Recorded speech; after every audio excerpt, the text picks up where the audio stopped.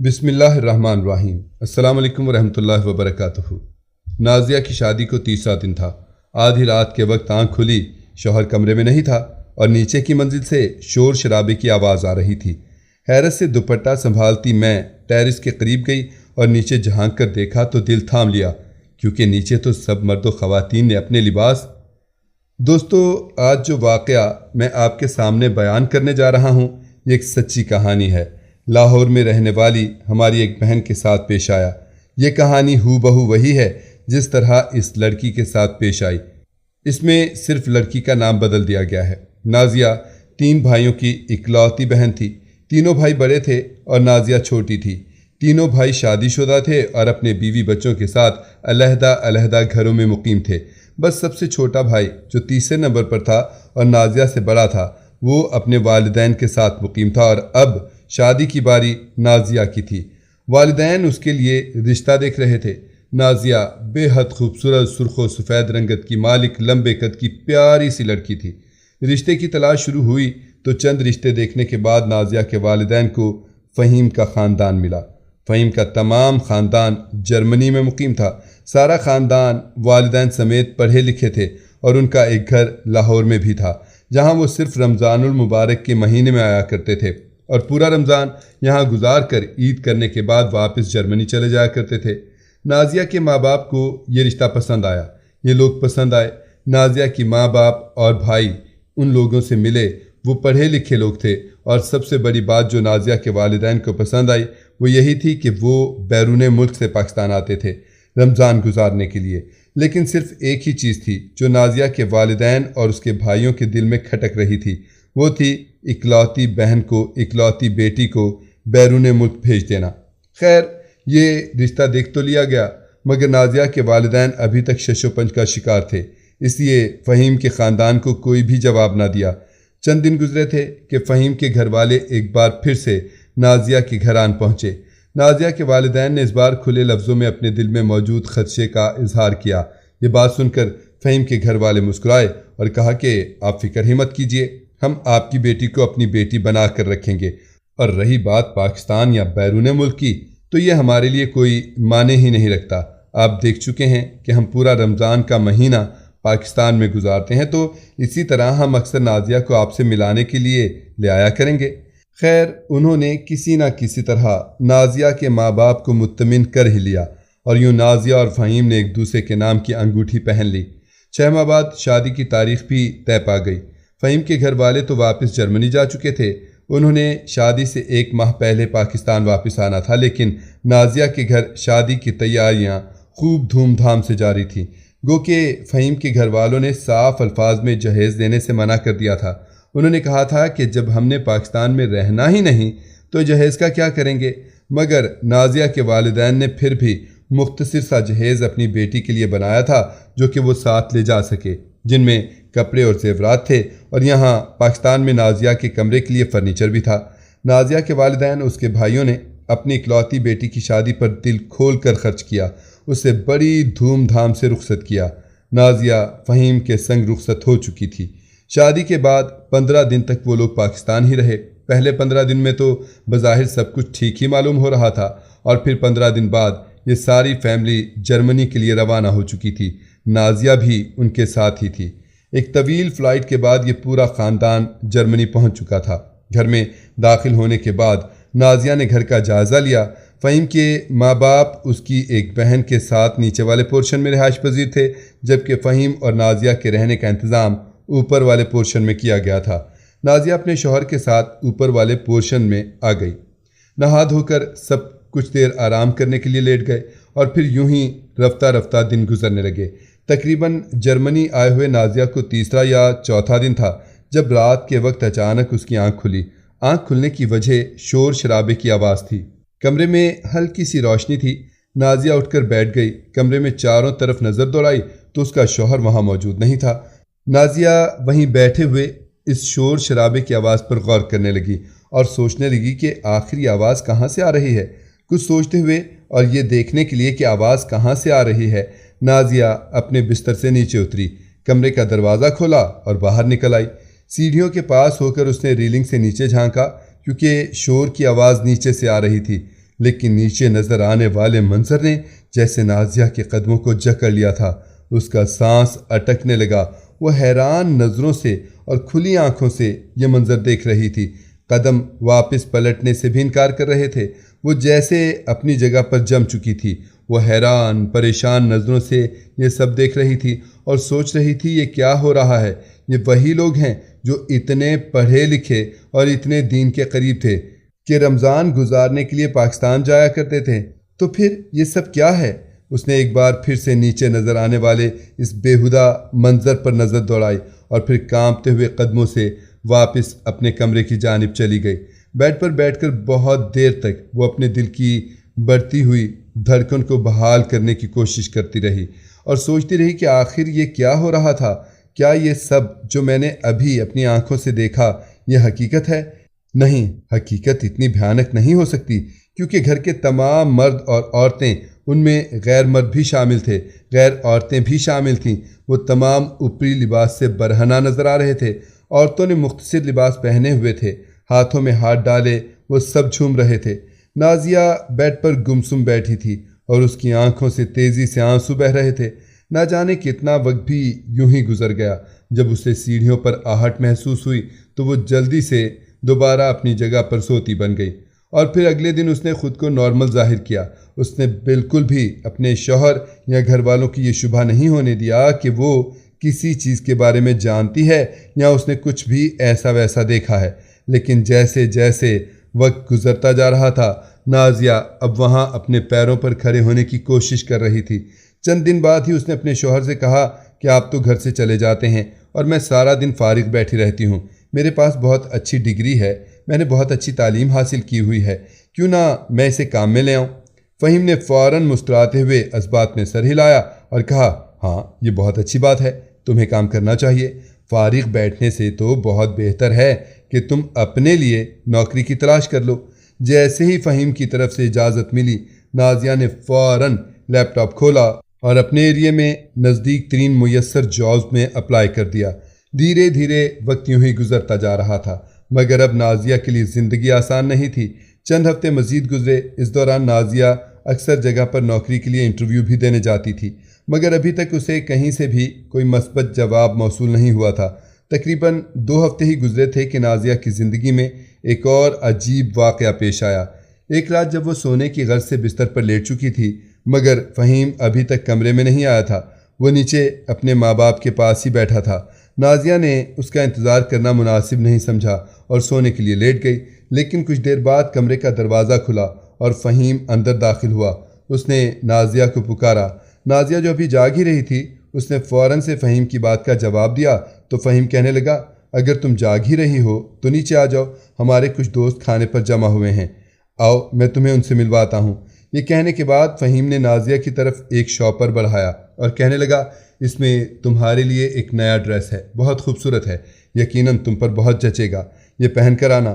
نازیہ نے فہیم کے کھڑے کھڑے شاپر میں ہاتھ ڈالا اور اس ڈریس کو باہر نکالا، مگر ڈریس پر نظر پڑتے ہی نازیہ کا چہرہ شم سے سرخ ہو چکا تھا، کیونکہ وہ نہایت ہی بیہودہ لباس تھا۔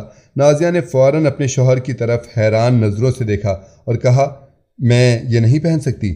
پہلے تو نازیہ کی بات سن کر فہیم کے چہرے پر سختی کے تاثرات ابھرے، مگر فوراً ہی اس نے خود پر قابو پاتے ہوئے کہا، چلو کوئی بات نہیں، جو لباس تم پہننا چاہتی ہو وہی پہن لو اور نیچے آ جاؤ، ہم سب تمہارا انتظار کر رہے ہیں۔ یہ کہنے کے بعد فہیم تو کمرے سے جا چکا تھا۔ نازیہ نے الماری سے ایک سادہ سا جوڑا نکالا، اسے پہنا، بالوں میں کنگھی کی اور بنا کسی میک اپ کے سیڑھیاں اتر کر نیچے آنے لگی، مگر سیڑھیوں کے درمیان ہی اسے اندازہ ہوا کہ نیچے بہت سے لوگ موجود ہیں، جن میں غیر عورتیں تو تھیں لیکن کئی مرد بھی تھے۔ یہ سب دیکھ کر نازیہ جھجک رہی تھی اور اسے اس دن کا منظر یاد آ رہا تھا۔ اس نے ایک جھرجھری سی لی اور سیڑھیوں سے نیچے اتری۔ تبھی فہیم مسکراتا ہوا اس کی طرف بڑھا اور اسے ساتھ لیے مردوں کے ایک جھرمٹ کے پاس چلا گیا۔ ایک شخص کی طرف اشارہ کرتے ہوئے کہنے لگا، hello sir, meet my wife Nazia.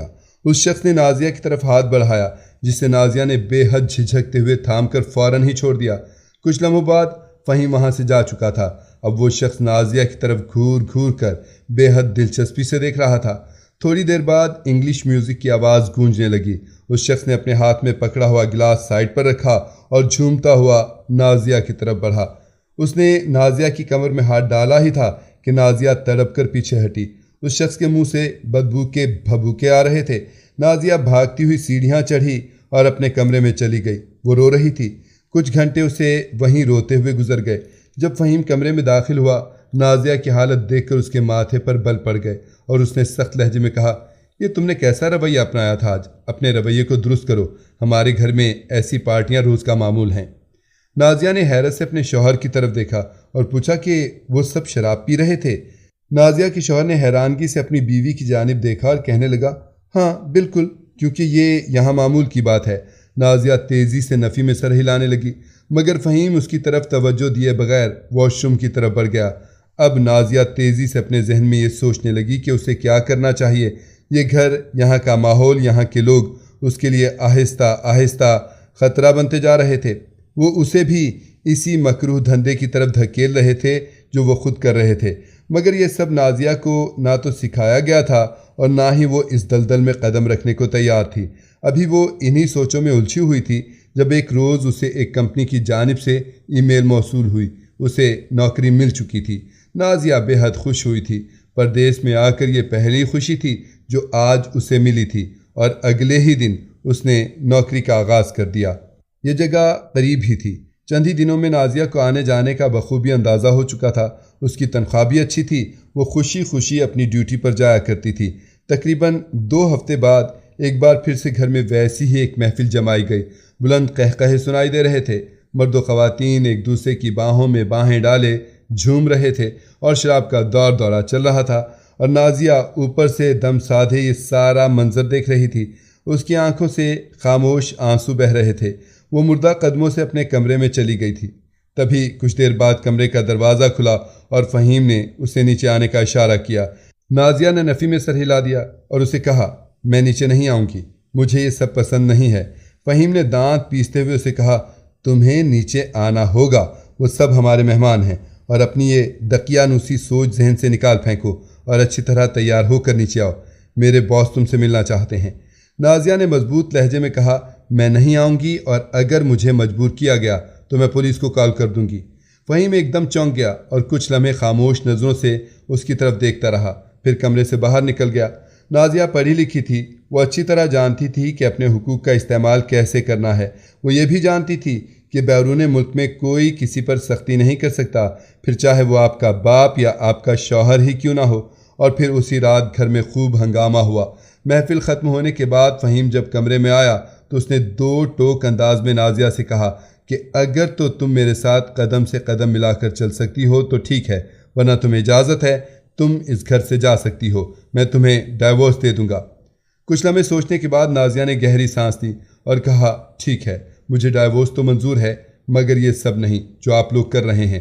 Fahim نے کھڑے کھڑے نازیہ کو طلاق دے دی اور اسے کہا کہ تمہیں چند دنوں میں ڈائیورس کے پیپرز مل جائیں گے، اب تم یہاں سے جا سکتی ہو۔ نازیہ نے خاموشی سے ایک مختصر سا بیگ پیک کیا اور اس گھر سے نکل آئی۔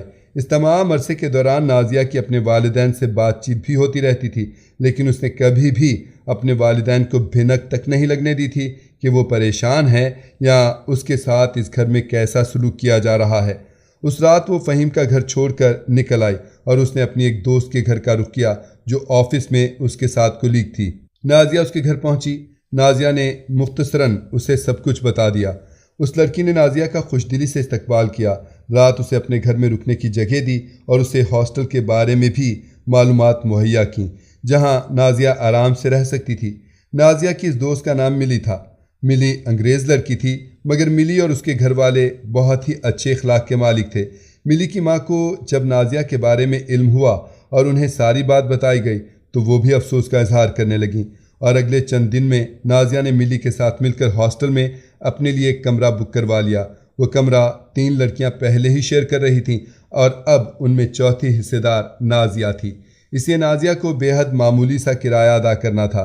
گو کہ نازیہ اب ایک طلاق یافتہ عورت تھی، مگر وہ مطمئن تھی، خوش تھی، کیونکہ وہ ایک دلدل سے باہر نکل چکی تھی۔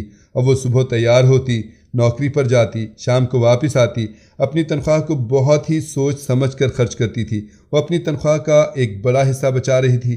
اس دوران اکثر اس کی اپنے والدین سے فون پر بات چیت ہوتی تو اس کے والدین فہیم کے بارے میں پوچھتے۔ نازیہ ہمیشہ کوئی نہ کوئی بہانہ بنا دیتی، مگر نازیہ کے والدین کو تھوڑا بہت شک ہو چکا تھا، کیونکہ اکثر اب جب وہ اپنے والدین کو اپنی تصاویر بھیجتی تو وہ تصاویر میں اکیلی پائی جاتی تھی۔ ان سے بات کرتی تب بھی فہیم ہمیشہ غیر موجود ہی ہوتا۔ یہ چیز اس کے والدین کو کھٹک رہی تھی۔ خود نازیہ بھی جانتی تھی کہ یہ بہانے زیادہ دیر تک نہیں چلیں گے۔ تقریباً 2 ہفتے اور گزر چکے تھے۔ نازیہ اکثر کام کے بعد ملی کے گھر پر چکر لگا لیا کرتی تھی۔ ملی کی ماں نازیہ کے ساتھ بہت گھل مل چکی تھیں۔ انہوں نے ایک دن نازیہ سے پوچھا کہ اگر وہ شادی کرنا چاہتی ہے تو ہم سب مل کر اس کے لیے کوئی رشتہ ڈھونڈ سکتے ہیں۔ یہ بات سن کر نازیہ سوچ میں پڑ گئی، کیونکہ وہ جانتی تھی کہ اجنبی ملک میں وہ زیادہ عرصہ تنہا نہیں گزار سکتی، اور پھر اپنے ماں باپ کو بھی تو کبھی نہ کبھی یہ بات بتانی پڑے گی۔ لہٰذا نازیہ نے ملی کی ماں کو شادی کے لیے رضامندی دے دی اور انہیں یہ بھی بتا دیا کہ وہ مسلم ہے، لہٰذا کوئی اچھا مسلم رشتہ تلاش کیا جائے۔ ملی کی ماں نے مسکرا کر نازیہ کو تسلی دی اور یوں نازیہ کے لیے رشتہ تلاش کرنے کا آغاز بھی ہو گیا۔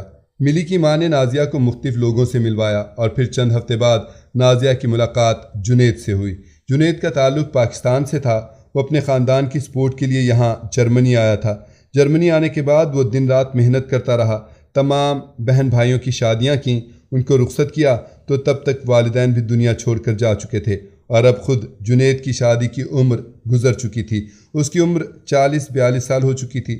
پاکستان میں اب اس کی آمد کا کوئی بھی منتظر نہیں تھا، کیونکہ بہن بھائی سب اپنے اپنے گھروں میں اپنی اپنی زندگیوں میں مگن تھے۔ لیکن جب جنید کو ملی کی ماں سے نازیہ کے بارے میں معلوم پڑا تو اس نے بھی شادی کے لیے رضامندی دے دی۔ یوں جنید اور نازیہ دونوں نے ایک دوسرے سے ملاقات کی۔ چند ملاقاتوں میں دونوں نے ایک دوسرے کو دیکھا، پرکھا اور پھر شادی کے لیے ہاں کر دی۔ ملی کے خاندان کی موجودگی میں نازیہ کا نکاح جنید سے کر دیا گیا۔ جنید سے نکاح کے بعد نازیہ ہاسٹل سے جنید کے فلیٹ پر منتقل ہو چکی تھی۔ جنید سے نکاح کے بعد ہی نازیہ نے فہیم پر مقدمہ درج کیا تھا، کیونکہ وہاں باہر کے قانون کے مطابق طلاق کے بعد عورت شوہر کی جائیداد میں حصہ دار ہوتی ہے۔ چند ہی ہفتوں میں یہ کیس بھی ختم ہو چکا تھا اور نازیہ کو اس کا حق مل چکا تھا۔ اس کے بعد نازیہ نے اپنے ماں باپ کو اس تمام واقعے کے بارے میں بتایا تو وہ یہ سب سن کر دم بخود رہ گئے کہ ان کی لاڈلی بیٹی نے پردیس میں اتنی مصیبتوں اور آزمائشوں کو تنہا برداشت کیا اور ماں باپ کو خبر تک نہ ہونے دی۔ آج بھی نازیہ یہ سب کچھ یاد کرتی ہے تو مسکرا دیتی ہے، مگر وہ سوچتی ہے کہ شاید اس سب کا کریڈٹ اس کی پر اعتماد شخصیت کو جاتا ہے اور اس کی تعلیم کو جاتا ہے۔ اگر وہ غیر تعلیم یافتہ ہوتی تو شاید وہ پردیس میں ایک قدم بھی تنہا نہ اٹھا سکتی تھی۔ ناظرین، مزید اس طرح کی سبق آموز کہانیاں اور واقعات سننے کے لیے ہماری ویڈیو کو لائک کریں، شیئر کریں اور چینل کو سبسکرائب کرنا مت بھولیے گا۔ شکریہ۔ اللہ حافظ۔